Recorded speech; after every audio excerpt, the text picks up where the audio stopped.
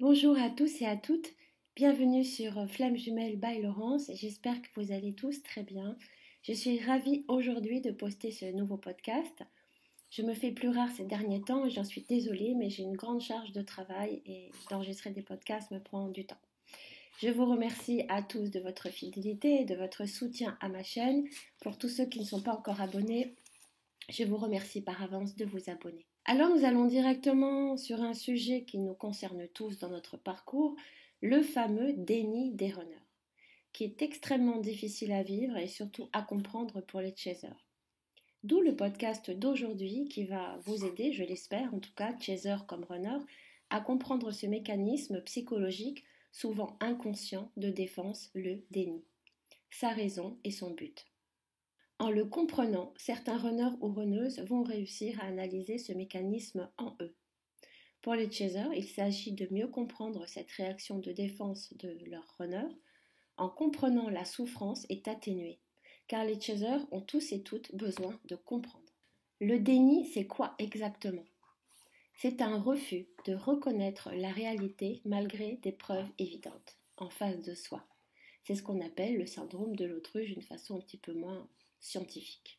C'est une fuite de la réalité au profit d'une autre vision des choses par rapport à sa vision personnelle, avec son vécu, ses expériences. Les runners vont s'accrocher à une réalité qui n'existe que dans leur tête. Nous allons voir plusieurs situations de déni et j'en oublierai certainement. Le runner qui est en couple et qui ne va pas vouloir voir avec objectivité la situation de son couple dysfonctionnel. Le runner qui se persuade d'être bien dans sa vie, en étant célibataire ou avec une tierce ou un refus des attaches, et refuser de changer quoi que ce soit en se persuadant qu'il est heureux ainsi. Le runner qui refuse ses sentiments pour ce chaser en mettant en avant le côté amical ou sexuel, une façon pour lui de cloisonner ses sentiments dont il a peur. Le runner va, pour installer son déni, s'accrocher au fait que cette histoire est tout simplement impossible. Et il va alors accumuler des détails parfois anodins pour s'auto-persuader que sa relation avec son chaser n'est pas bonne pour lui, ou alors qu'elle ne convient pas au quotidien ou encore à ses attentes. Il place des cadres pour se protéger de toutes les situations imprévues, non contrôlables émotionnellement, qui ne correspondent pas à leur cadre de sécurité. Ils sont à 90%, je dirais même 95% inconscients de ce déni. Ils sont inconscients de ce déni, et ce qui est très difficile à vivre pour les chasers, c'est qu'ils sont complètement persuadés qu'ils ont raison. Ils contrôlent leurs sentiments et leur investissement dans le lien. Ce sentiment de contrôle les rassure. Par contre, ce sentiment de contrôle ne rassure pas du tout les chasers. Les runners à une période du parcours vont devoir faire face à leur déni, avec une prise de conscience de leurs problèmes. Cette prise de conscience arrive, et je le dis et je le redis, lors du rejet du chaser. Le déni est une fuite de la réalité. Ils ne savent pas comment gérer leurs sentiments, comment gérer une projection, un avenir, et souvent le changement de vie, c'est important, auquel ils vont devoir faire face. Ils font alors preuve d'une grande mauvaise foi et s'auto-persuadent qu'ils sont sur le bon chemin, et d'une incapacité de reconnaître ou d'avouer leurs sentiments, ou encore de quitter un foyer existant, ou encore de se remettre en cause sur leur dysfonctionnement sur les liens d'attachement. Ils vont se persuader que tout va bien dans leur vie et qu'ils sont sur le bon chemin en se protégeant de leurs émotions, en s'éloignant de leur chaser. Lorsqu'ils sont dans leur déni, ils n'impriment pas, sachez-le. N'essayez pas de faire office de thérapeute, ils doivent faire ce cheminement seuls. Pendant le parcours, les runners vont se trouver face à une situation d'angoisse, de malaise et d'impuissance. Que ce soit par rapport aux attentes de leur chaser, par rapport à l'amour qu'ils reçoivent, par rapport aux sentiments qu'ils éprouvent, par rapport aux émotions qui le submergent. Ce mécanisme de déni est un mécanisme psychique de défense qui préserve d'une peur ou d'une souffrance éventuelle. Souvent, ce mécanisme se met en place après un moment fort émotionnellement ou important, et ça, c'est très déroutant pour les chasers. Par exemple, une présentation à un entourage, des projections de vie qui commencent, un moment trop intense passé avec son chaser, avec des émotions qui les submergent. Ils vont alors mettre en place ce réflexe inconscient pour réduire ces angoisses au lieu de les affronter. Le déni réduit le conflit interne entre leur désir d'avancer et les peurs qui sont réactivées avec la possibilité d'une souffrance éventuelle. En se protégeant d'une souffrance éventuelle, les runners se protègent d'un bonheur éventuel aussi, qu'ils ont peur tout simplement de perdre. Le runner va s'accrocher à son déni et à sa zone de confort en plaçant le lien comme une histoire ou avec une issue impossible. Il va éclipser partiellement ou totalement ses sentiments, ce qui rejoint leurs incohérences qui vont placer le chaser dans une confusion totale. Ce comportement incohérent est un système stratégique de défense qui sert à nier une réalité. Ils font face à un conflit psychique interne et les chasers se sentent tout simplement impuissants. Ce mécanisme de déni peut être continu ou soudain.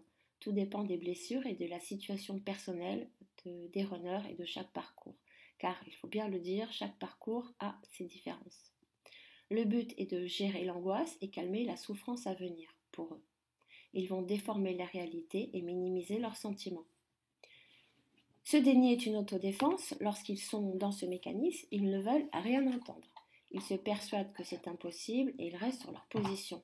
Ils refusent de se confronter à une réalité trop difficile à gérer pour eux. La bonne solution est de les écouter. Comprendre leur vérité à laquelle ils s'accrochent à l'instant T. Accepter ce paradoxe, ce clivage entre tout et son contraire dans un premier temps. Cela va permettre aux chasers de comprendre où leur runner en est et ses peurs, tout simplement. Les runners peuvent tout d'un coup faire volte-face, vous dire leurs sentiments un jour et vous dire le contraire le lendemain, nier leurs sentiments et agir en montrant qu'ils en ont, vivre des moments d'exception et faire comme s'ils n'avaient jamais existé, faire un état des lieux de leur couple s'ils sont avec une tierce négatif, ils vont se plaindre et le jour d'après dire qu'ils ne quitteront jamais leur foyer. Toutes ces fluctuations vont faire vivre des périodes extrêmement déstabilisantes pour les chasers, beaucoup de up et de down, des moments de joie où nous pensons avancer et des moments profonds de down où nous doutons de tout. Les ascenseurs émotionnels vont amener les chasers à se positionner à un moment, rejeter leur honneur, les laissant face à leurs incohérences et leur déni. Et c'est exactement pendant cette période où le chaser ne se bat plus contre ce déni que les runners vont devoir l'affronter. En coaching, mes runners me disent être confrontés à leur peur et leur déni lorsque le chaser n'est plus là. C'est normal. Le mécanisme de défense tombe lorsqu'ils ne sont plus en contact avec leur chaser. Ils vont alors faire face à une profonde introspection, chose qu'ils n'aiment pas trop faire mais nécessaire à l'acceptation de leurs sentiments et le fait de devoir affronter leurs peurs, leurs blessures et surtout leur quotidien de vie.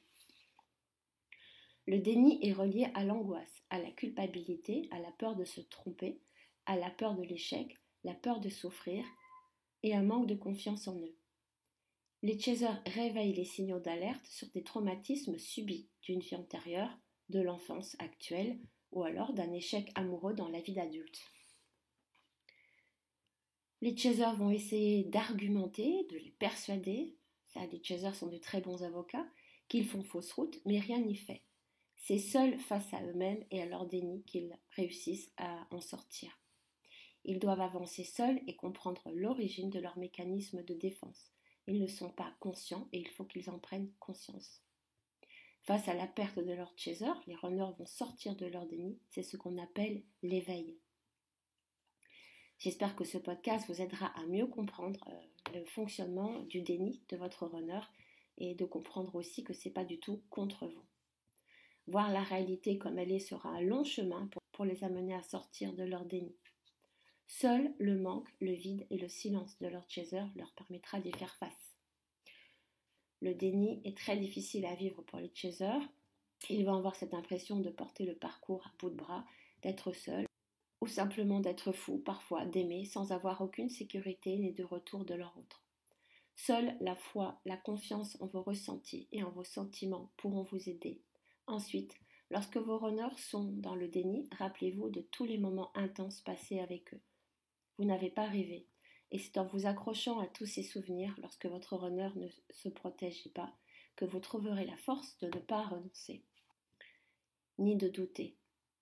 Alors, il y a une très bonne nouvelle sur un plan astrologique, c'est que cette année 2025 est une année de révolution, de mouvement.